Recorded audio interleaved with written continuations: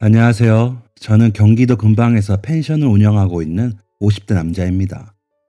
여러분들께서는 기적을 믿으시나요? 요즘 세상에 무슨 기적이냐고요? 저도 얼마 전까지만 해도 그런 것들은 다 허황된 이야기라고 생각하고 믿지 않았지만 그런 제게 세상에 다시 없을 기적이 찾아왔답니다. 정말 세상이 다 끝났다고 생각했는데 낭떠러지의 끝에 서 있는 제게 누군가 손을 내밀어준 기분이었죠. 그리고 제 손을 잡아준 사람은 바로 다름 아닌 제 소중한 아들이었습니다. 무슨 일인지 궁금하시죠? 그럼 지금부터 조금 특별한 저의 가족 이야기를 시작해 보겠습니다. 저는 20대 후반에 선으로 제 아내를 만났습니다.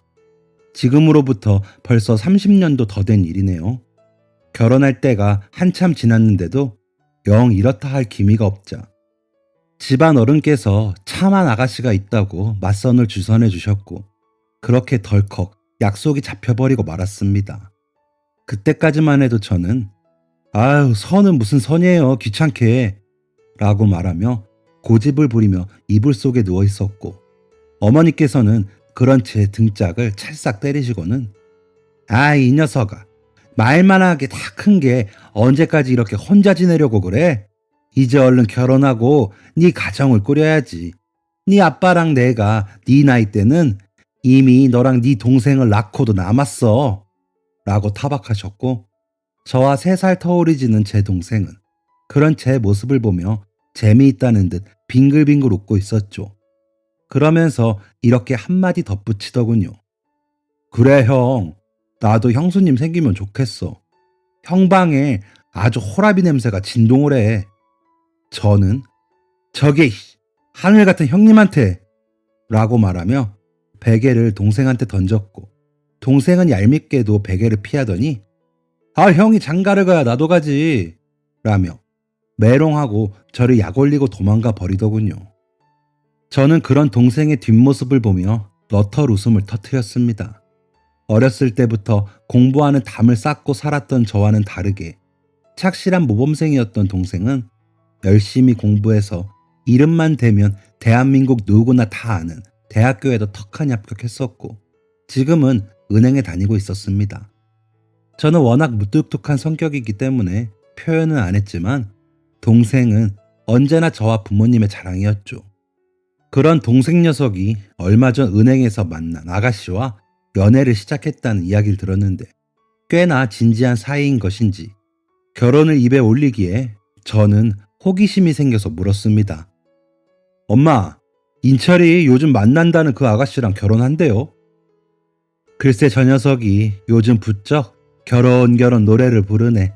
아니 그러니까 네가 형이 되어서 이러고 자빠져 있을 때가 아니라니까. 얼른 좀 깨끗하게 씻고 선 보러 나갈 때 입을 옷도 좀 새로 사고 그래. 저는 선을 보는 것이 영 내키지 않았지만 동생을 생각해서 나가기로 했죠. 동생과 함께 백화점에 가서 모처럼 정장도 한 벌 샀습니다. 공장에 다니는 저는 이런 옷을 입을 일이 없었기 때문에 영 어색했습니다. 한번 입어보라는 점원의 말에 머쓱하게 정장을 갈아입고 탈의실에서 나오자 동생은 저를 보고 예, 형, 인물 나네, 멋있다 라고 저를 축혀 세워 주었고 저는 어쩐지 쑥스러워져서 손사래를 치며 말했습니다. 에이, 고작 선 한 번 보는데 이렇게 비싼 옷 뭐하러 사? 비싸기만 하고 에이, 안 살란다. 그러자 동생은 그런 저를 막아 세우더니 내가 살게 형. 형 동생 돈 잘 번다. 라고 장난스럽게 말했고 저는 이 녀석이 형님 앞에서 돈 자랑이야? 하고 핀잔을 주었는데 녀석은 갑자기 진지한 얼굴을 하더니 형이 이 옷 입으니까 너무 멋있어서 그래. 우리 형이 이렇게 멋있는 줄 몰랐네. 맨날 내 학비 대느라 돈 번다고 고생만 했잖아. 그러니까 이건 내가 살게. 저는 동생을 물끄러미 바라보다가 동생의 등을 두드려 주었습니다. 마냥 어린 줄로만 알았던 녀석이 언제 이렇게 속 깊은 어른으로 컸나 싶었죠. 결국 동생은 정장을 계산한 뒤 기어코 제 손에 쥐어주었답니다. 야 인철아, 그래도 이거 너무 비싸. 형 이런 거 입을 일도 없는데 아깝게. 왜 없어? 나중에 내 결혼식에도 입고 오고 조카 태어나면 100일 잔치할 때도 입고 입을 일이야 많지. 형한테 그동안 받은 거 이렇게 갚는 걸로 쳐.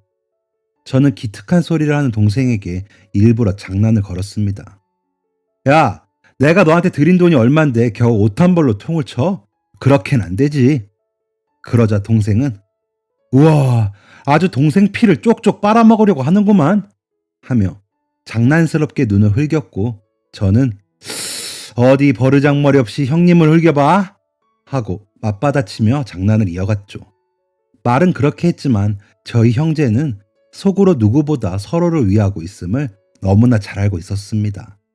집으로 돌아온 뒤 동생이 사준 옷을 옷걸이에 걸으며 저는 한참을 그 옷을 쓰다듬고 바라보았습니다. 형아 형아 하며 내 꽁무니를 따라다니던 게 엊그제 같은데 우리 인철이가 언제 이렇게 컸나 그런 생각을 하면서 말이죠.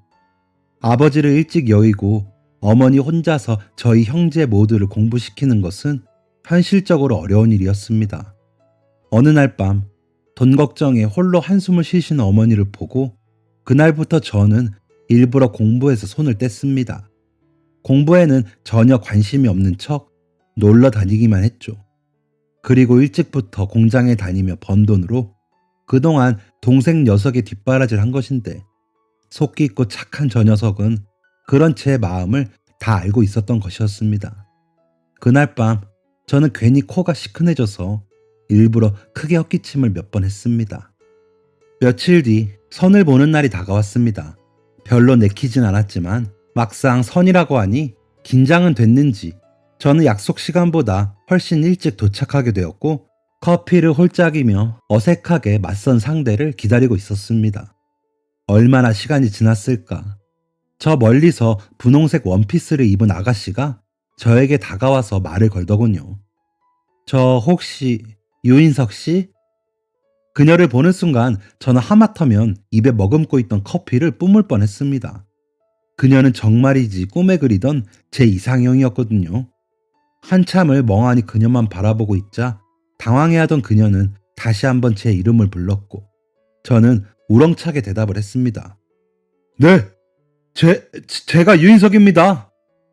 이 목소리가 너무 컸기 때문에 커피숍에 있던 모든 사람들의 이목이 집중되었고 저는 너무 창피해서 얼굴이 새빨개져 버렸죠.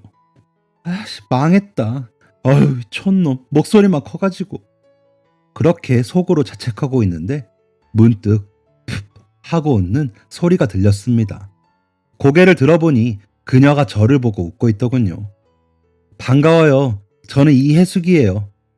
다행스럽게도 그녀는 제가 싫지만 않은 눈치였고 그렇게 몇 번의 만남을 더 가진 뒤 저희는 결혼을 약속하게 되었습니다. 혜숙 씨가 저희 집에 인사를 오던 날 인철이 녀석은 우와, 이런 미인께서 어쩌다 우리 형을 만나게 되셨지? 형! 형수님께 잘해드려! 하고 어김없이 장난을 걸었고 그런 동생에게 혜숙 씨는 왜요? 인석 씨 잘생겼잖아요. 눈도 잘생겼고 코도 오똑하고 또 입도 앵두 같고 라며 일침을 날렸죠. 그러자 동생은 어휴 닭살 이라고 말했고 저는 그런 동생을 보며 껄껄껄 웃으면서 인철이 네가 드디어 제대로 된 적수를 만났네 라고 말했죠. 그렇게 화기애애한 분위기에서 인사를 마치고 얼마 뒤 저희는 결혼식을 올렸습니다. 저는 집안의 장남이었기 때문에 결혼을 한 뒤 신혼살림을 저희 본가에 차렸고 제 아내는 고맙게도 저와 제 가족들에게 최선을 다해 주었습니다. 아내는 매일 새벽같이 일어나 저와 공장에 출근하면서도 늘 어머니와 동생의 식사를 챙기는 것을 잊지 않았고 계절이 바뀔 때마다 새 옷도 선물하는 등 살뜰하게 저희 가족을 챙겼죠. 그야말로 최고의 아내, 최고의 며느리였습니다. 저 역시 고마운 제 아내를 늘 아끼고 마음을 다해 사랑했습니다. 저희는 어디를 가든 인꼬부부 소리를 들으며 지냈죠. 그렇게 시간이 흐르고 동생의 결혼식 날이 되었습니다. 여지껏 아버지를 대신한다는 마음으로 동생을 돌보아온 저였기에 감회가 새로웠죠. 예전에 동생이 사주었던 정장을 입고 거울 앞에 서자 거울 속에는 제 아버지를 꼭 닮은 제 모습이 비쳤습니다. 괜히 기분이 이상해진 저는 거울을 보며 혼잣말하기 시작했습니다. 아버지, 우리 인철이 오늘 드디어 장가가요. 예쁘고 착한 섹시 얻어서 이제 행복해질 일만 남았어요. 똑똑하게 잘 컸으니까 이제 아무 걱정 마세요. 저 그동안 열심히 잘했죠? 오늘따라 보고 싶네요, 아버지. 그러자 어느새 저에게 다가온 아내가 제 뒤에서 저를 가만히 안아주었습니다. 여보, 그동안 애 많이 썼어요. 당신도 고생 많았어. 없는 집에 시집와서 어머니며 인철이까지. 내 마음 알지? 그럼요. 이러다 결혼식 늦겠어요. 얼른 가요. 동생의 결혼식에서 저는 다시 한번 울컥했지만 그래도 울지 않고 잘 참았습니다. 다 큰 남자가 울면 추해 보일 것 같았거든요. 눈물을 참는 제 옆에서 아내는 제 마음을 다 안다는 듯이 손을 꼭 잡아주었습니다. 그렇게 동생은 출가를 했고 또 시간이 빠르게 흘러 어머니께서도 돌아가신 뒤 집에는 저희 부부만 남게 되었습니다. 신혼부부였던 것이 엊그제 같은데 어느새 결혼한 지 7년이 지나 있었죠. 저희는 여전히 서로 너무나 사랑하는 사이였지만 이때쯤에는 알 수 없는 불안함이 저희 부부에게 찾아오기 시작했습니다. 이상하게도 아이가 생기지 않았기 때문이었죠. 때가 되면 생기겠지. 그렇게 막연하게만 생각을 했었는데 아내는 점점 불안해하기 시작했습니다. 할 수 없이 저는 아내와 함께 병원에 가서 검사를 받아보았습니다. 검사를 받으면서도 아내와 제가 아직 젊으니 별일이야 있겠나 생각했는데 의사 선생님의 입에서 나온 말은 너무나 충격적인 것이었습니다. 자연적으로 임신을 하긴 어려우십니다. 두 분이 아직 젊으시니까 시험관 시술을 시도해 볼 수는 있겠지만 이게 비용이 만만치 않은 데다가 두 분의 경우에는 성공 가능성도 희박해서 저는 추천드리고 싶진 않네요. 청천벽력 같은 그 소리에 저는 하늘이 무너져 내리는 것만 같았습니다. 아기를 가질 수 없다니. 시험관 시술을 해도 성공 가능성이 없다니. 상상도 해보지 못한 일에 저는 차마 한마디 말도 할 수 없었습니다. 그러나 저는 애써 괜찮은 척을 해야만 했습니다. 저보다 제 아내가 더 큰 충격을 받았기 때문입니다. 아내는 예전부터 길에서 모르는 아기만 마주쳐도 눈을 못 떼던 사람인데 평생 아기를 가질 수 없다는 말을 들었으니 충격을 받아 넋이 나가버린 것이죠.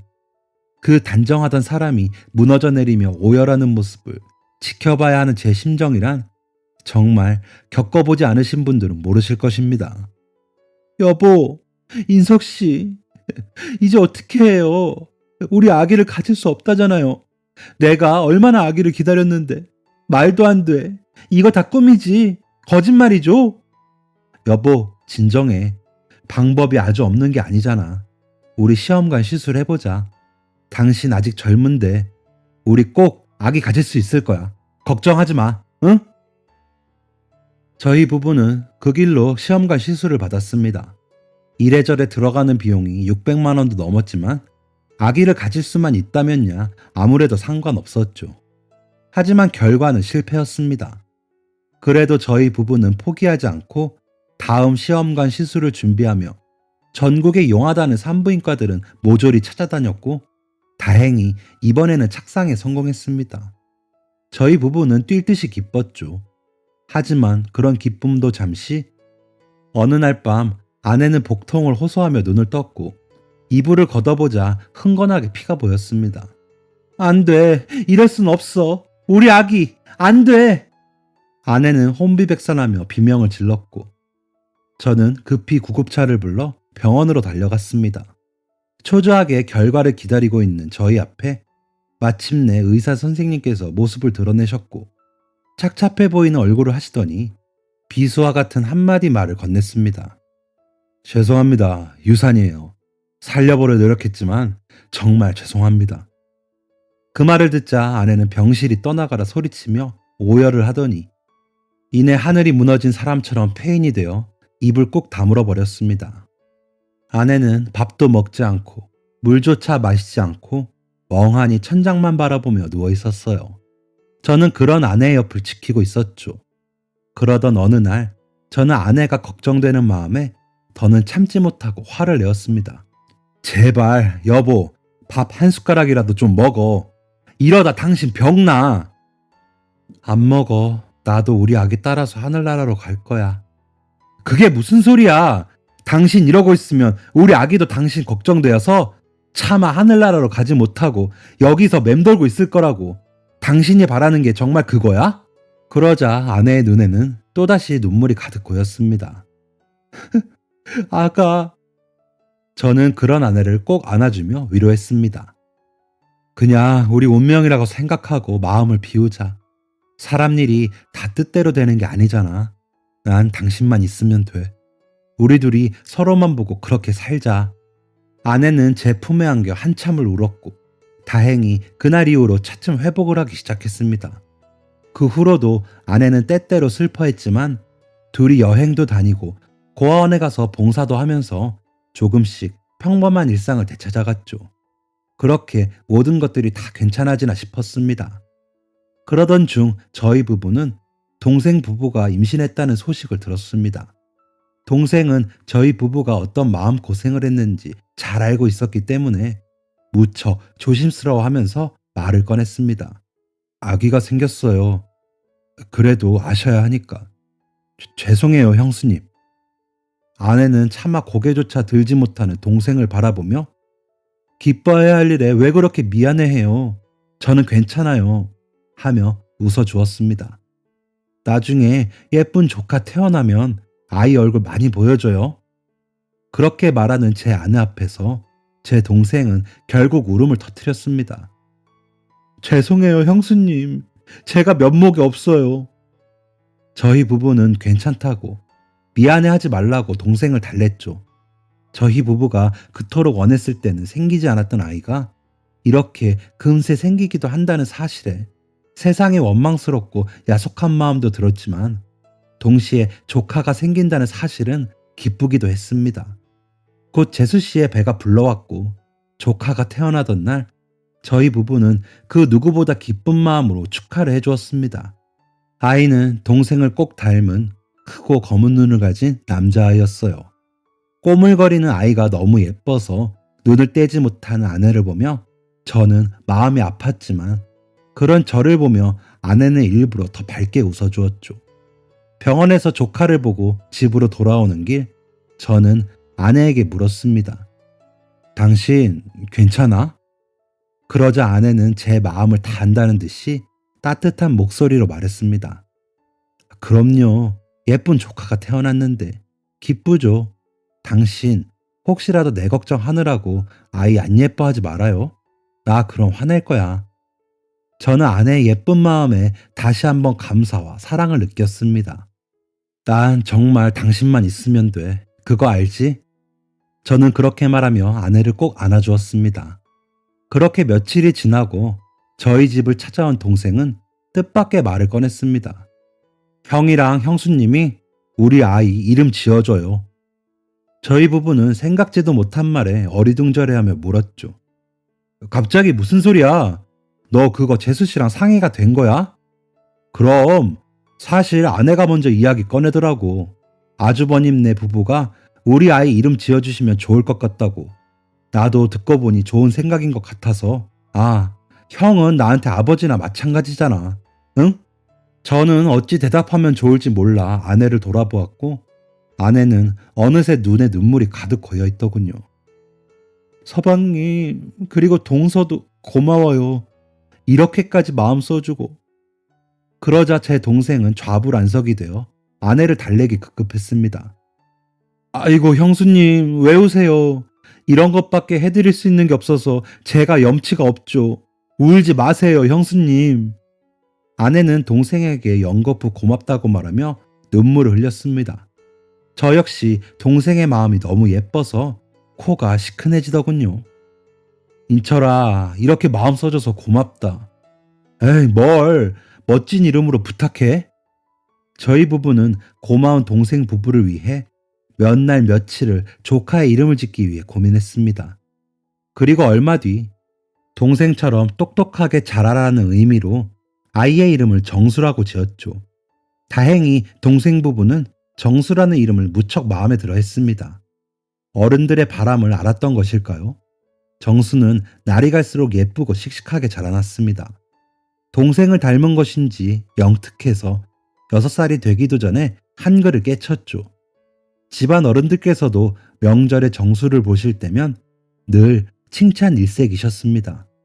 저희 부부 역시 마치 제 자식을 대하듯 정수에게 사랑과 정성을 쏟았습니다. 그렇게 정수의 초등학교 입학을 얼마 앞둔 어느 날, 동생 가족은 이제 정수가 학교에 들어가면 시간을 내기가 힘들어질 테니 모처럼 오랜만에 가족 여행을 떠났고, 저희 부부는 잘 다녀오라고 배웅을 해주었죠. 정수네 지금쯤 뭐하고 있으려나? 글쎄, 인철이 그 녀석 오징어 킬러니까 잔뜩 사먹고 있겠지. 하하. 그나저나 정수 입학 선물은 뭘로 해주죠? 가방 같은 건 이미 샀을 것 같은데. 그러게 고민이네. 운동화 같은 거 사줘야 하나? 동생 부부를 배웅한 뒤 저녁에 TV를 보며 아내와 평소처럼 이야기를 나누고 있는데 마침 전화가 걸려왔습니다. 인철인데? 얼른 받아봐요. 저는 웃으면서 전화를 받았죠. 오냐, 형님이다. 너는 무슨 여행을 가서도 전화를... 네? 네, 제가 유인석입니다. 네? 다시 말씀... 네? 네, 알겠습니다. 네, 네. 이윽고 심각한 얼굴로 전화를 끊는 제게 아내가 물었습니다. 왜 그래요? 무슨 일 생겼대요? 저는 멍한 정신을 붙잡고 간신히 대답했습니다. 인철이네 차가 사고가 났대. 음주운전 차량이 들이받았다나 봐. 뭐라고요? 그래서 어떻게 됐대요? 이러고 있을 때가 아니지. 병원. 어디 병원이래요?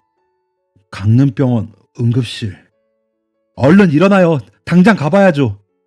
저희 부부는 무슨 정신으로 채비를 했는지도 모르고 곧바로 강릉으로 달려갔습니다. 아무 일도 없을 거야. 괜찮아. 괜찮을 거야. 저는 초점을 잃은 눈으로 초조하게 손톱을 물어뜯었고 아내는 운전을 하며 그런저를 걱정스럽게 바라보았습니다. 몇 시간 뒤 병원에 도착하자 상황은 제 예상보다 너무 심각했습니다.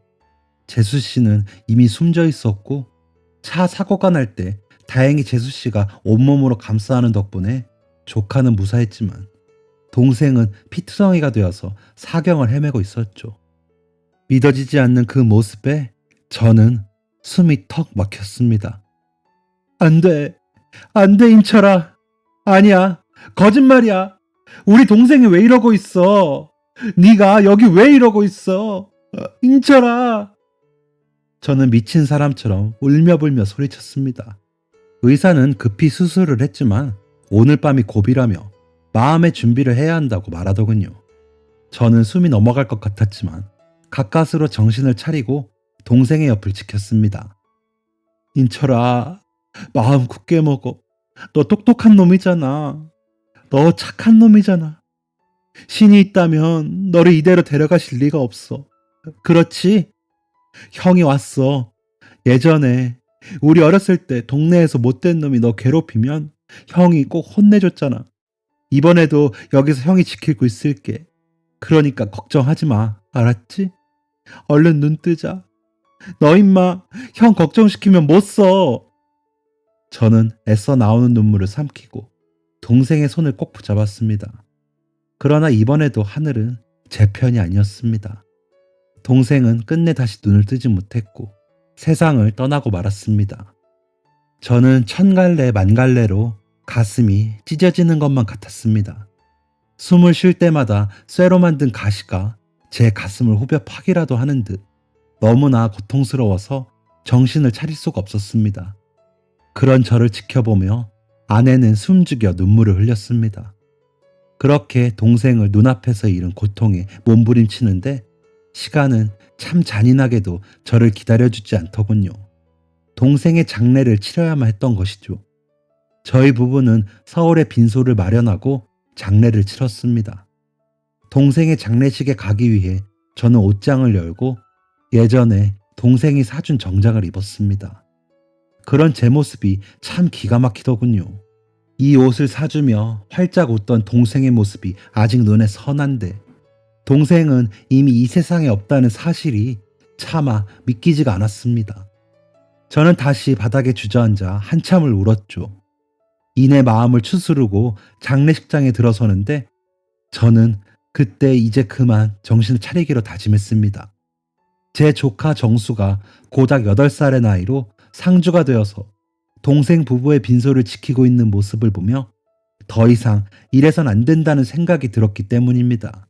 저는 가만히 정수의 곁으로 가서 앉았습니다. 정수야. 저를 올려다보는 정수의 눈에는 눈물이 가득 고여 있었습니다. 큰아빠, 다 나 때문이에요. 내가 학교 가기 전에 여행 가고 싶다고 고집 부려서 내가 그런 고집 부리지만 않았어도 엄마 아빠가 돌아가시지 않았을 텐데 다 나 때문이에요. 엄마, 아빠. 그때 제 아내가 다가와 조카를 끌어안으며 말했습니다. 정수야, 네 탓이 아니야. 우리 꼬맹이는 그런 생각 하지 말고 지금은 얼른 마음 추스르기만 해. 정수 곁에는 큰아빠, 큰엄마가 있으니까 정수는 아무 걱정 안 해도 돼. 정수는 제 아내의 품에서 한참을 울다가 잠이 들었고 정수가 깊이 잠들었다는 것을 확인한 아내는 무언가를 결심한 듯한 표정을 하더니 제게 말했습니다. 여보, 정수 우리가 키워요. 저는 그런 아내가 너무 고마웠지만 미안하기도 하여 선뜻 그러자고 말하기가 어려웠습니다. 제가 망설이는 것처럼 보이자 아내는 다시 단호한 목소리로 말했습니다. 지금 당장 충동적으로 생각한 것 아니에요. 나는 이게 운명 같아. 무엇보다 당신이 여태까지 서방님을 얼마나 아끼고 사랑했는지 내가 다 아는데 정수 어디 못 보내요. 우리가 가슴으로 낳은 자식이라고 생각하고 키워요. 당신 정말 고마워. 그렇게 동생의 장례를 마친 뒤 저희 부부는 정수를 저희 집으로 데려왔습니다. 정수는 부모를 잃을 슬픔에 한동안 힘들어했지만 저희 부부는 정수를 위해 사랑을 아끼지 않았고 다행히 정수는 차츰차츰 원래의 밝은 모습으로 돌아와 주었습니다. 그렇게 저희 세 가족은 평화로운 일상을 보냈죠. 저는 평소에 운동에는 관심도 없었는데 정수와 같이 놀아준다고 야구장도 같이 가보고 저녁마다 나가서 캐치볼도 했죠. 주말이면 아내가 도시락을 싸서 근처 공원으로 셋이 소풍도 갔습니다. 정수는 고맙게도 그 흔한 사춘기 투정도 한번 부리지 않고 예쁘게만 자라주었죠. 너무나 큰 행복에 다들 이래서 자식을 키우는구나 싶었답니다. 그러나 행복은 여기서 그치지 않았습니다. 정수가 복덩이인지 저희 부부가 일하던 공장이 대박이 나기 시작한 것이죠. 상상도 못했던 돈이 생기자 저희 부부는 하늘나라에 간 동생이 정수 잘 키워달라고 도와주는 것이란 생각이 들었답니다.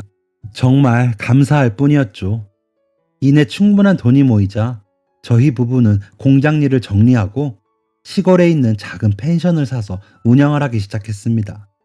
다행히 펜션 운영도 잘 되어서 저희 부부는 큰 어려움 없이 정수를 충분히 공부시키고 해주고 싶은 것들을 마음껏 해줄 수 있었답니다. 그렇게 시간이 흘러 어느덧 정수가 군대를 전역하던 날이었습니다. 충성! 병장 유정수 전역을 명받았습니다. 늠름하게 자라준 정수를 보며 저희 부부는 감회에 젖었지요. 그런데 이어진 정수의 말에 저희 부부는 오열하고 말았습니다. 이에 어머니 아버지께 전역을 신고합니다. 충성! 정수가 저희에게 어머니 아버지라고 불러준 것이었습니다. 저희 세 식구는 그 길로 서로를 얼싸안고 기쁨의 눈물을 흘렸습니다. 그래, 정수야. 내가 네 아빠지. 그렇고 말고. 그렇게 이제 저희 세 식구의 앞에는 행복만이 남아있을 줄 알았습니다. 그러나 언제나 그랬듯 불행은 예고 없이 저를 찾아왔습니다. 저는 어느 날부터인가 아랫배가 묵직하게 느껴지기 시작했습니다. 처음에는 대수롭지 않게 여겼지만 통증은 날이 갈수록 심해져 갔죠. 결국 저는 한밤중에 구급차에 실려 병원에 가게 되었습니다. 저는 놀란 가족들을 진정시키면서 괜찮아. 별일 아닐 거야. 하고 말했습니다. 그러나 의사의 입에서 나온 말은 또다시 제 삶을 송두리째 흔들어 버렸습니다. 신장에 많이 안 좋습니다. 그동안 통증이 상당했을 텐데 왜 이제야 병원에 오셨어요? 당장 신장 이식이 필요합니다. 일단 가족들부터 조직 검사를 받아보시는 게 어떠실지. 그러자 정수는 한치의 망설임도 없이 자신이 검사를 받겠다고 했고, 다행인지 불행인지 정수의 신장을 저에게 이식할 수 있다는 결과가 나왔습니다. 하지만 저는 정수의 신장을 받을 수가 없었습니다. 안 된다. 꿈에서도 생각하지 마. 아버지. 그래. 난 네 아버지야. 그러니 내 말 들어. 난 너 잘 키워서 덕 보려고 키운 것 아니다. 네가 저한테 효도하길 바라서 키우는 것도 아니야. 네가 나 때문에 멀쩡한 신장 잃고 사는 꼴 나는 못 본다. 그럴 바에는 죽는 게 나아.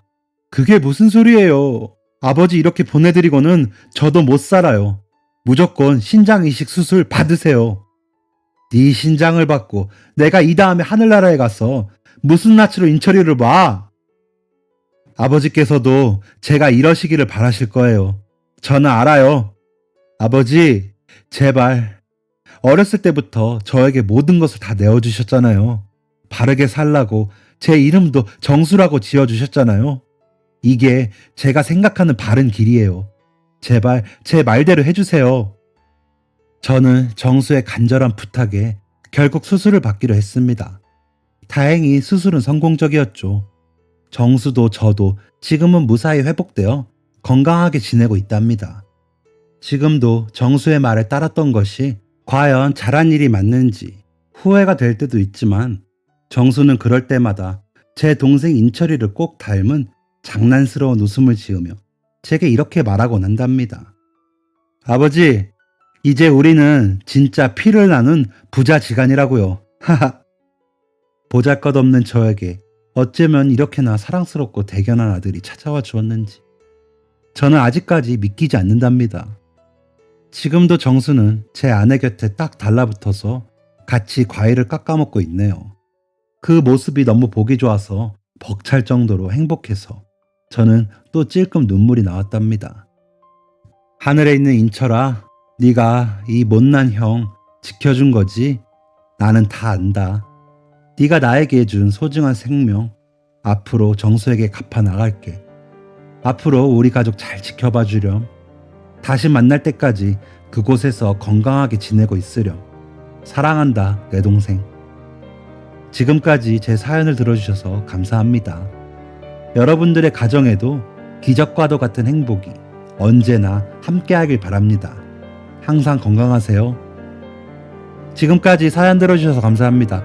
사연이 재밌으셨다면 구독과 좋아요를 눌러주세요. 감사합니다. 안녕히 계세요.